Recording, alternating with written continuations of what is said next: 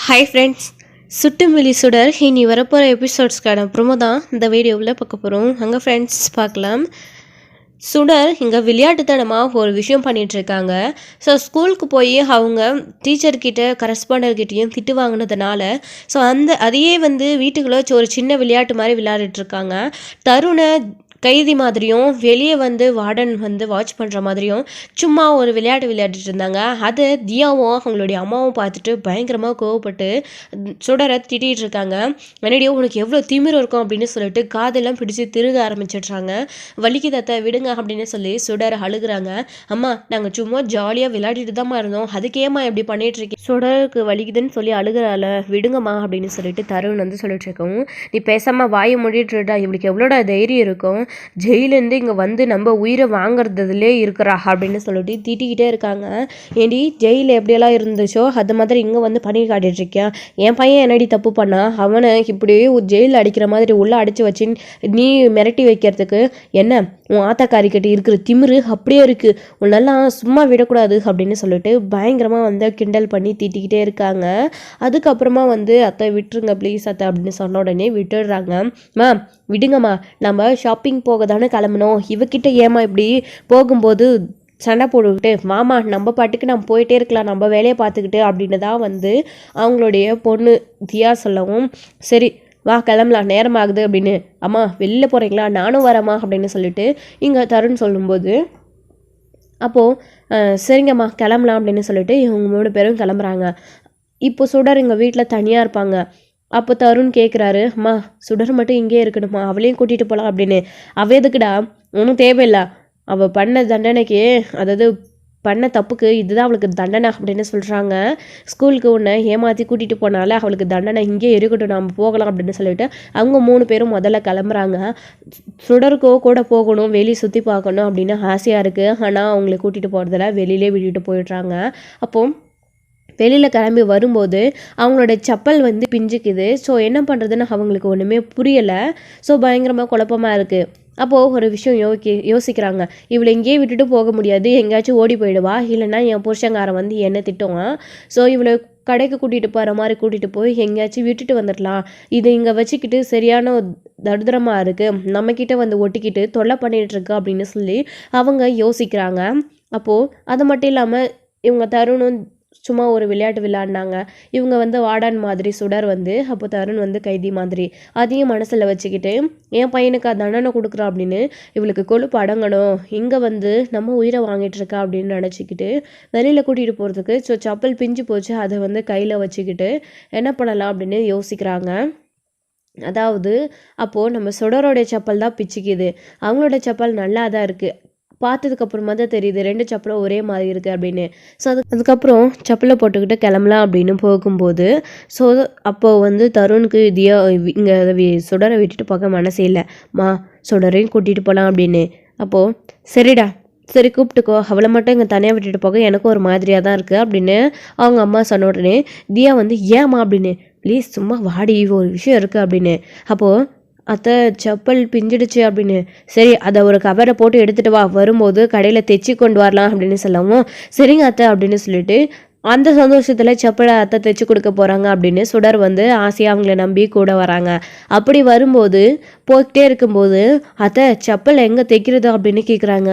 அப்போது கொஞ்சம் தூரம் வந்ததுக்கப்புறமா, சரி இங்கே நில்லு, செப்பல் தைக்கிறவர் இன்னும் கொஞ்ச நேரத்தில் வந்துடுவார், தோ அந்த இடத்துல தான் கடை போடுவார், நீ அவங்க வந்த உடனே இதை தைச்சிக்கிட்டு இங்கே நில்லு, நான் தியா 3 பேரும் போயிட்டு கடையில் பொருளெல்லாம் வாங்கிட்டு திரும்பவும் உன்னை கூட்டிகிட்டு போகிறோம் சரியா அப்படின்னு.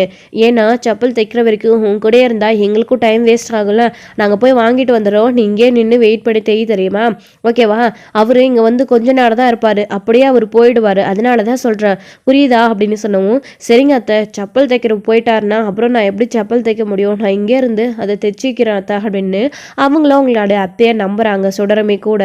அப்புறமா தியாவுக்கு புரியுது அம்மா வேணும்னே தான் பண்ணுறாங்க அப்படின்னு. அப்போ அவங்களுமே அம்மா சொல்கிறது புரியுதில்ல, இங்கேயே நின்றுக்கணும், எங்கேயும் போகக்கூடாது அப்படின்னு சொல்லவும் அவங்க 3 பேரும் செலவு வாங்கிட்டு வர அப்படின்னு சொல்லிட்டு கூட்டிகிட்டு போயிடுறாங்க. அப்போ தருண் கேட்குறாரு, இந்த இடத்துல செப்பல்காரரா வருவாராம்மா அப்படின்னு. டே உனக்கு என்னடா தெரியும், அதெல்லாம் வராங்க, நீ தான் டெய்லி ஸ்கூலுக்கு போயிடுற தெரியுறதில்ல, நீ வா அவள் எங்கேயும் போக மாட்டா, இங்கே தான் நின்றுட்டுருப்பா, நம்ம போயிட்டு வரலாம் அப்படின்னு சொல்லிட்டு இவங்க 3 பேரையும் கூட்டிகிட்டு கிளம்பி போயிடுறாங்க.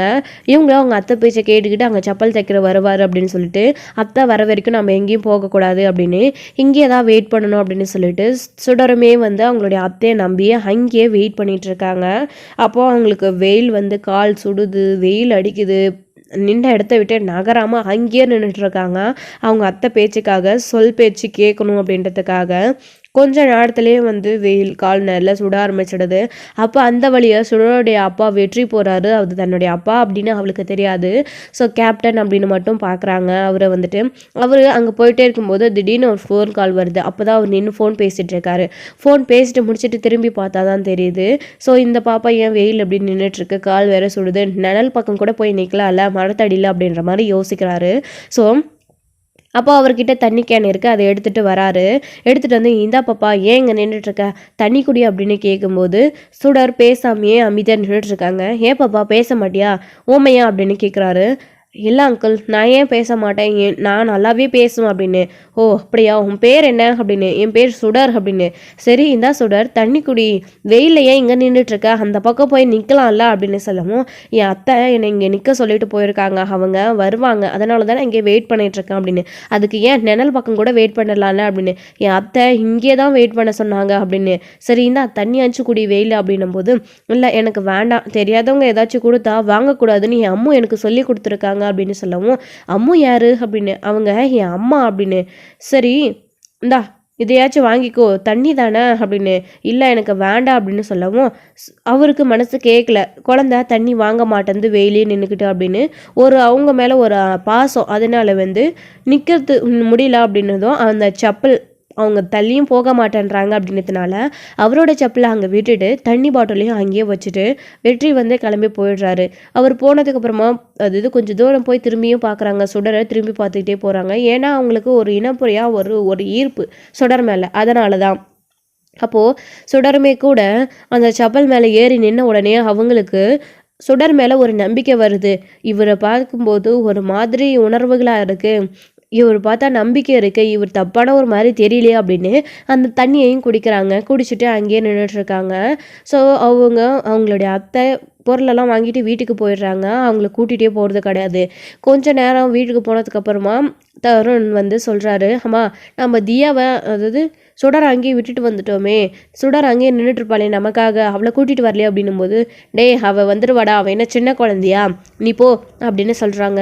மா நம்ம அங்கே வந்து கூட்டிக்கிறோம் தானேம்மா சொல்லிட்டு விட்டுட்டு வந்தோம், அவளுக்கு புது இடம் வழி கூட தெரியாதா, அவள் அங்கேயே நின்றுட்டுருக்காளே அப்படின்னால கேட்குறாங்க. டே போய் வேலையை பாருடா, வீட்டுக்கு வந்த வழி தெரிஞ்சால் வரட்டும், இல்லையாச்சும் அப்படியே எங்கேயாச்சும் போய் தொலைட்டோம், இங்கே நின்றுக்கிட்டு நம்ம எல்லாருக்கும் தொல்லை கொடுத்துக்கிட்டு அப்படின்னு சொல்கிறாங்க. மா அப்படின்னவும் திட்டிடுறாங்க. போய் படிடா அப்படின்னு உடனே அவங்களும் அமைதியாக போயிடுறாங்க. என்ன பண்ணுறதுன்னே தருணுக்குமே தெரியல. சுடர் ரொம்ப நேரமாக அங்கேயே நின்றுட்டு இருக்கும்போது சுடரை பார்க்கணும் அப்படின்னு அந்த மேடம் வந்து வராங்க. அதாவது அந்த வழியாக வரும்போது அது சுடர் தான் அப்படின்றத தெரிஞ்சுக்கிறாங்க. பார்த்த உடனே காரை நிறுத்திட்டு கிளங்கி வராங்க. சுடரும் அவங்கள பார்த்த உடனே மேடம் அப்படின்னு ஓடி போய் கட்டி பிடிச்சிக்கிறாங்க. ஸோ என்ன சுடர் நீ இங்கே நின்றுட்டுருக்க அப்படின்னு கேட்கும்போது, என் அத்தை என்னை இங்கே நிற்க சொல்லிட்டு போனாங்க, நான் வந்துடுறேன்னு, ரொம்ப நேரம் ஆச்சு இன்னும் வரல, அதான் அத்தைக்காக வெயிட் பண்ணிகிட்ருக்கேன் அப்படின்னு. எவ்வளோ திமிரு இருந்தால் சின்ன குழந்தைய இப்படி தனியாக ரோட்டில் விட்டுட்டு போயிருப்பாங்க, அவங்களுக்கு எவ்வளோ தைரியம் இருக்கும், ஏன் கடைக்கு போனால் உன் அத்தையால் கூட்டிகிட்டே போக முடியாது அப்படின்னு. என்னோடய செப்பல் பிஞ்சிடுச்சு மேடம், அதை தைக்கிறதுக்காக இந்த பக்கமாக ஆளுங்க வருவாங்க, நீ வெயிட் பண்ணி இங்கே தைச்சிட்டு நில்லு, நான் வந்து கூட்டிகிட்டு போகிறேன்னு சொன்னாங்க, ஆனால் செப்பல் தைக்கிறவங்களும் வரல, என் அத்தையும் வரல அப்படின்னு சொல்லவும், டைம் பார்த்தியா என்ன ஆக போகுது அப்படின்னு, நீ எப்போ தெரிலேருந்து நின்றுட்டுருக்க அப்படின்னு. நாங்கள் காலையில் வந்தோம் அப்படின்னு. காலையிலேருந்து நீ இங்கே தான் நின்றுட்டுருக்கியா, சாப்பிடாம மயக்கம் போட்டு கீழே எது விழுந்துருந்தீங்கன்னா இந்த வெயிலில் என்ன ஆகுறது, உச்சி வெயில் அப்படின்னு நின்றுட்டுருக்கா, வாசுடர் போகலாம் அப்படின்னு கூட்டிகிட்டு போகிறாங்க.